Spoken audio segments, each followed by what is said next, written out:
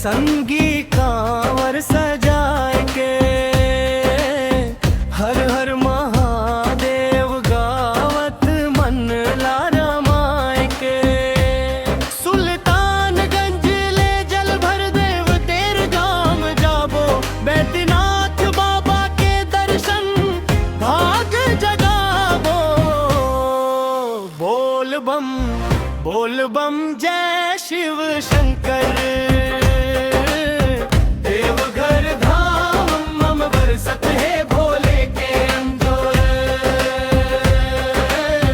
देवघर धाम मम बरसत है भोले के अंजोर।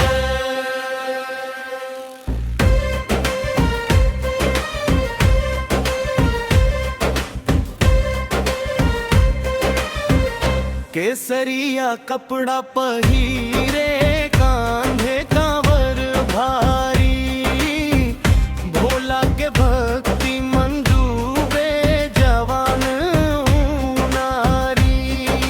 डमरू बाजे शंख बाजे गूंजे जयकारा, रायपुर वाला कांवरिया भोले के दुलारा। बोल बम जय शिव शंकर, देवघर धाम मन बरसत है भोले के अंजोर। देवघर धाम मन बरसत है भोले के अंजोर।